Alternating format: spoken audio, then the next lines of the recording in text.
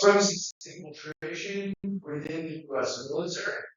This is not to say that every U.S. military is white supremacist. In fact, it's a vast minority. But to say that there is some there is some infiltration.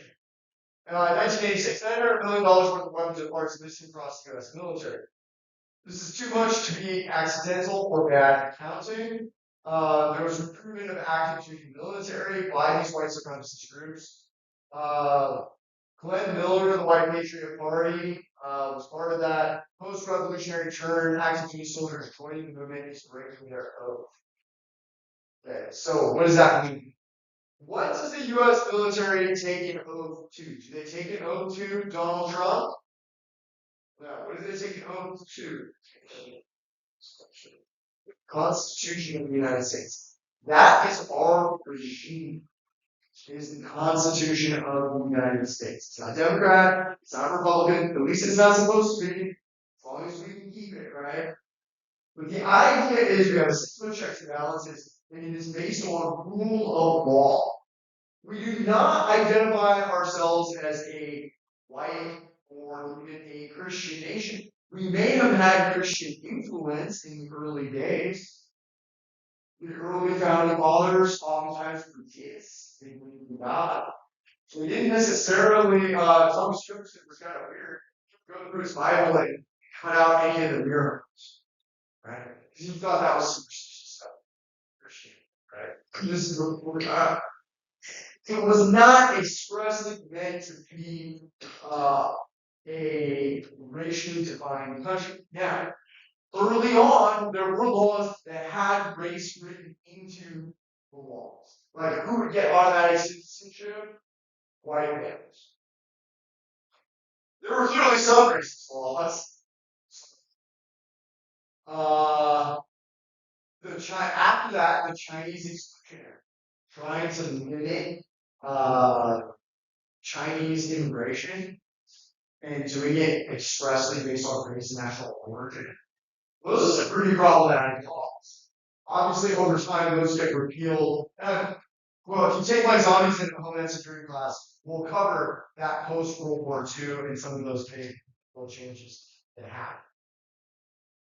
The idea, though, is that after the revolutionary turn for the white supremacists in 1983, if you join up with these groups, and these groups are expressly talking about overthrowing the government, then you're breaking your oath of office by participating in these groups. Or the oath of St. Nicholas.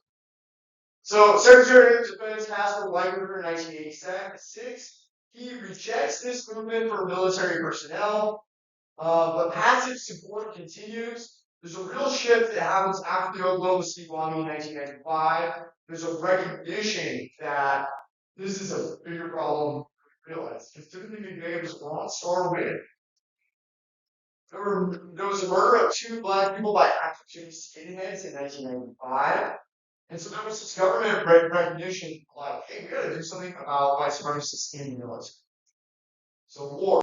The White Army resistance. They engaged in bomb threats, actual bombs in San Francisco. The Covenant sword and armor of the Lord.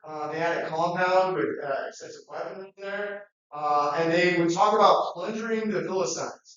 The idea was, well, it's religiously okay for us to steal, lie, cheat, and steal if it's for our cause.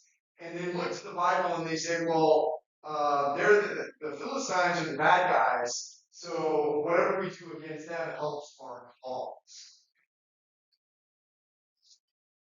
CSA 1983. The CSA gets money from the border, that Special Forces unit I described to you. They bought land in Missouri. There was a gas pipeline bombing, fire bombings of a synagogue and a gay community. There was an ATF raid on their compound, and they found a bomb making factory. ATF, let me do a little aside here. ATF is one of the most aligned agencies. Because they even was cargo. One of the things people forget about the ATF, though, is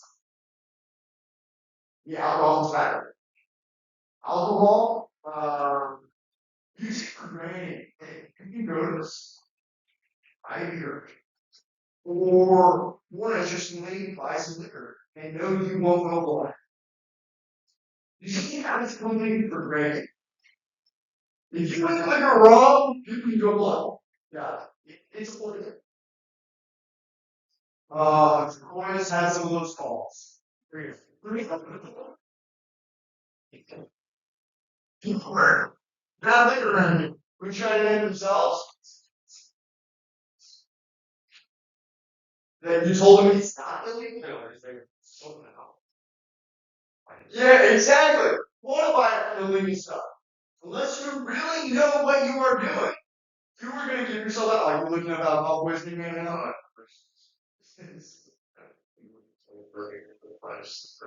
Yeah, yeah. In fact, you probably want one because you know that it's a game. So you'll see alcohol ATM agents will go and they'll actually spend some time enforcing on illegal moonshine distilleries that people sometimes build out in the hills. Why? Because if you buy and sell that stuff, go blind. You take it for granted. We have a system in which you can buy a little alcohol. There were tourists in Mexico, organized crimes infiltrating more legal sectors of the market. Now they're buying that thing. Makes a lot of news. There's the tourism industry. Uh, that's a problem.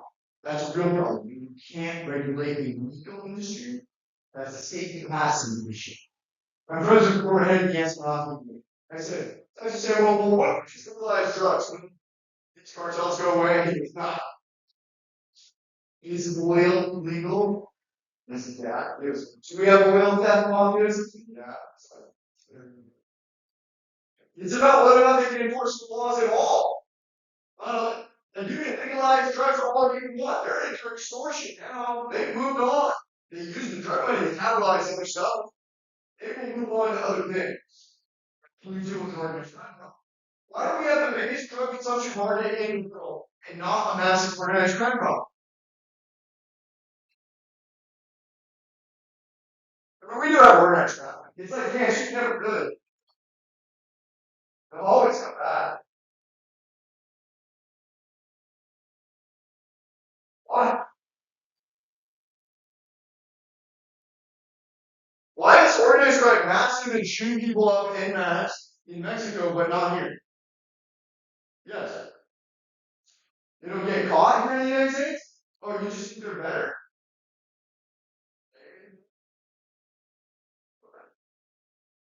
There's a lot of corruption in Mexico. The institutions are weaker. So the United States. Yeah, go. So,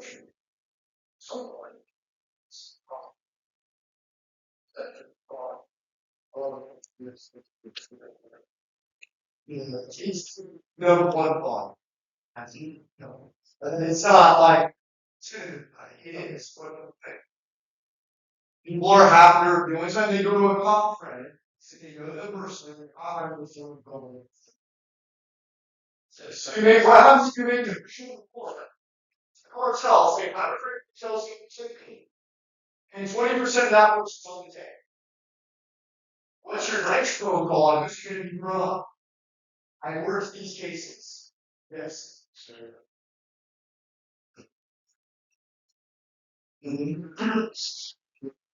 You're working. You're just I don't know. I don't know. I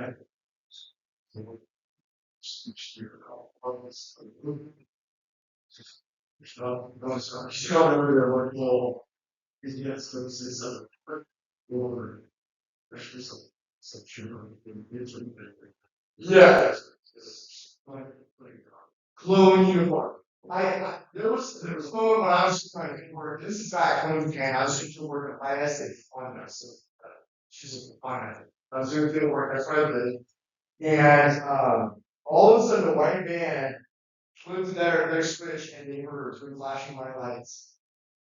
And constantly, a lot of detectives and stuff looking driving their mouth. All the switching was going over, a lot of flashing lights and everything was going over.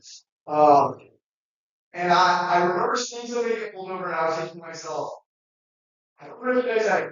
It is beautiful. I don't recognize that uniform. I don't know if this is military intel pulling down for show, if this is actual law enforcement in Mexico, or if this is something that's standard operating procedure for cartels to pretend to be law. Or they're actually corrupt law enforcement. You can just use the military to control a story. Yeah. Strength and they think that, you know, Mary is going to end up, but it's not. It's really it's to see how about what we yourself, you get this situations. Yeah.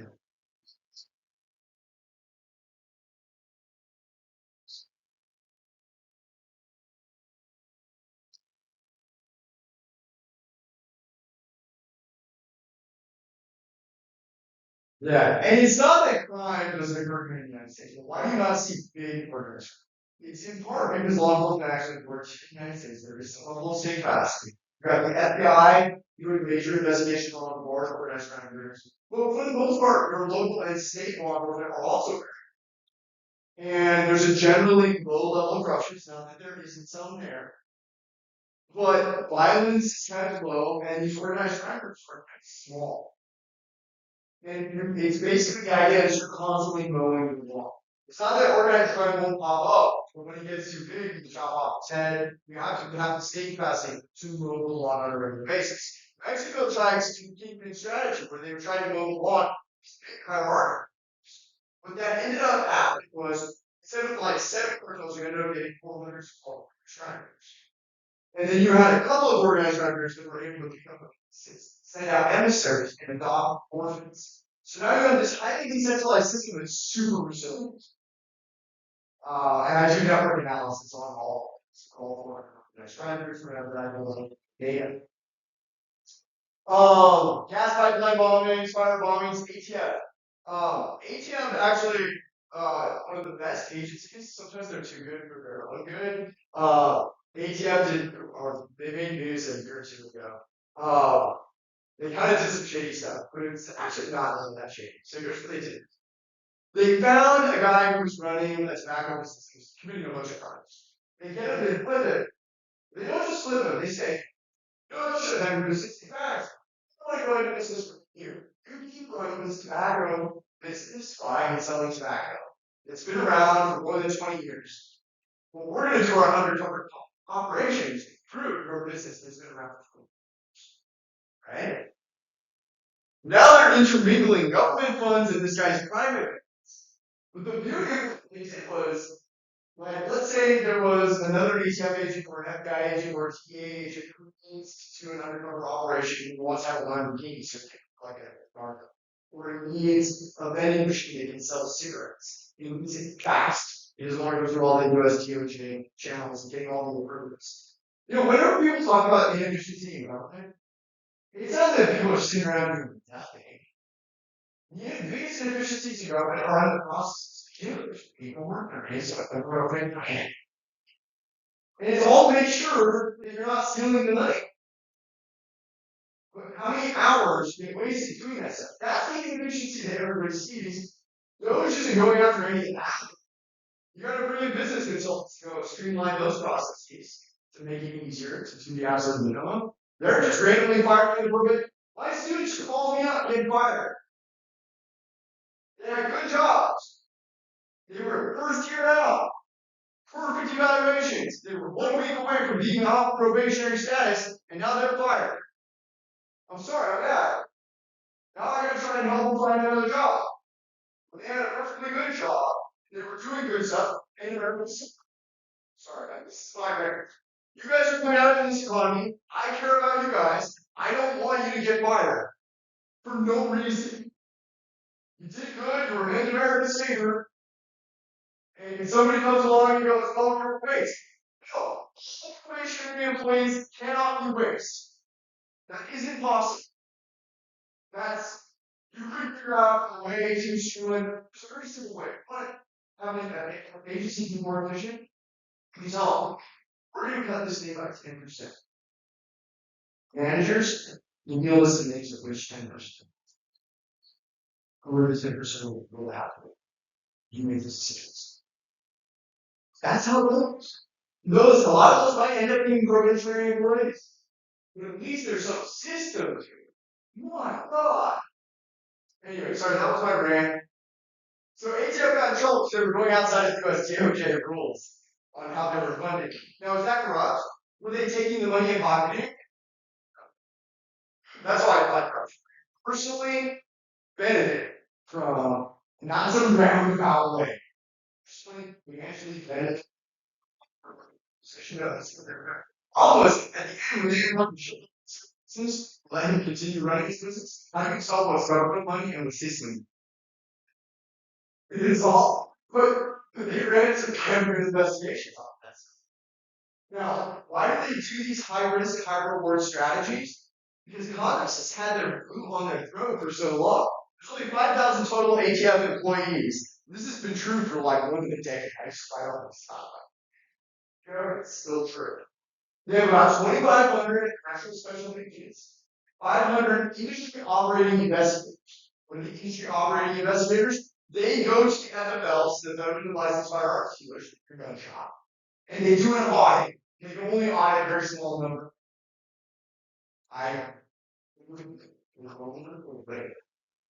How many missing guns they find in the FFLs? When the gun store is just like, I don't know that gun. You would come on with the diversion of guns at gun stores is unreal. You would be people like honestly, it's how you see guns. It blows me away. Okay, CKKK. All of these groups, after they got kind of broken up in Texas, instead of just having one clan, you have a whole bunch of different clans. All these different little groups. They had military style uniforms. Miller distributed a racist publication called Thunderbolt. They had call-in recordings so you could hear racist messages, right? So back when there was the internet, you could dial a phone number and then you could listen to racist propaganda in a recorded message. Yeah, I mean, you listen to podcasts today. If you wanted your racist podcast, you could make your 800-number phone call. And bear in mind, when you think about football today, it was not free. Before phone companies were deregulated and cell phones were ubiquitous, you were getting charged per minute, per call. And yeah, a local call was cheaper inside your area code, but anything beyond that was long distance. It's just adding up. And I remember my dad would be like, calling in 408, calling over this area. Yeah, costly. 1983, Bobby Person applies for a Coast Guard sergeant position. He's a black Coast Guard, and a cross is burned in his front yard, and his family is held at gunpoint. The Southern Poverty Law Center targets the CKK with civil lawsuits. Is this loaded? Is that the complete load?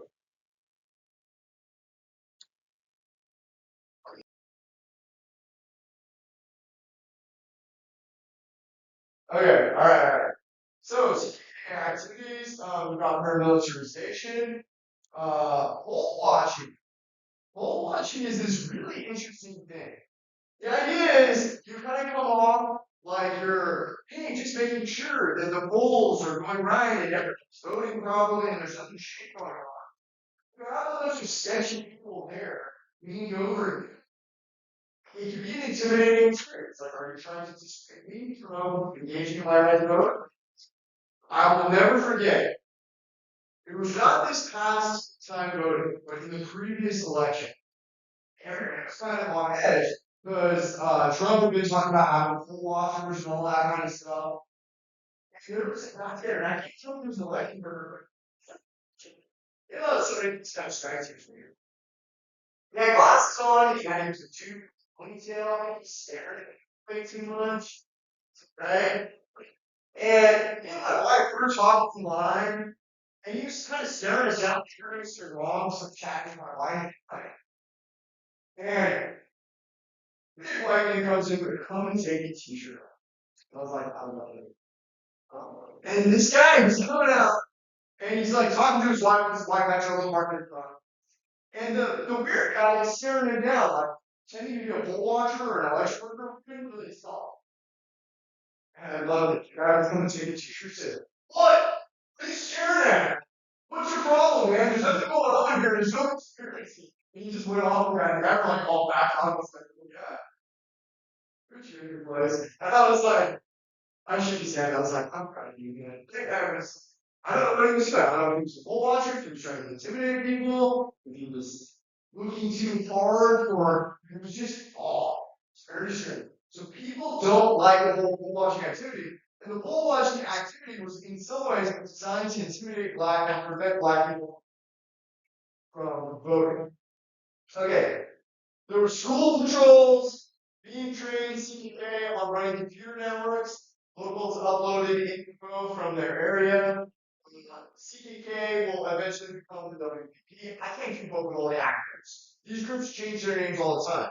Mainly because everything they were doing was illegal, right? They would get sued, and then they would get sued out of existence. They would show up and appear as something, some other new group, right? Same thing with Mexican cartels. Mexican cartels don't go away.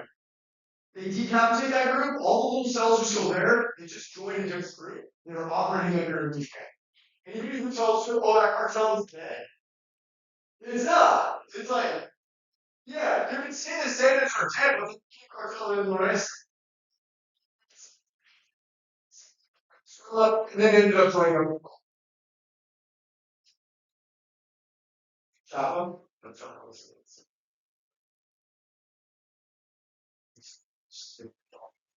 So they still call this Sinaloa cartel. Well, we say that it's an internal conflict. The sons of Chapo Guzman. And then now Mayo Flaco, this King Mayo, son of Mayo Zambada. Now there's still another guy out there, his brother, El Guano. Nobody ever talks about him, but El Guano's got an operation all over the country too.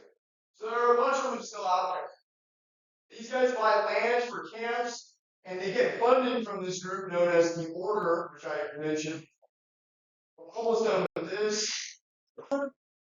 Person lawsuit led to, and first was the name, that's your capitalized, I apologize, to a consent decree forcing the abandonment of anti-government paramilitary activity. It was violated. The WPP claims it wasn't creating disorder. The WPP lost in federal court.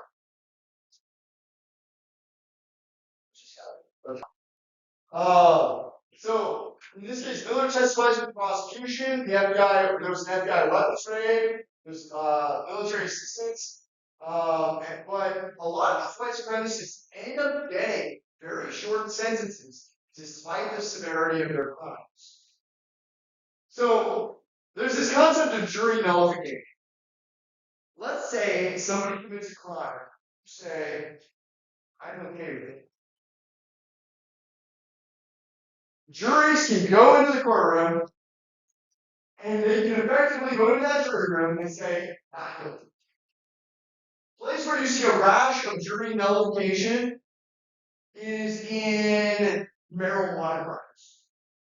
Somebody is caught with marijuana, in theory, you got kilo amounts of marijuana, trafficking amounts. And oftentimes, defense attorneys know, they take you to trial, odds on even, the jury will either hang or just say not. It's like a kilo of marijuana. They won't do that for a kilo of heroin. They'll convict you a second on a kilo of heroin, but not marijuana.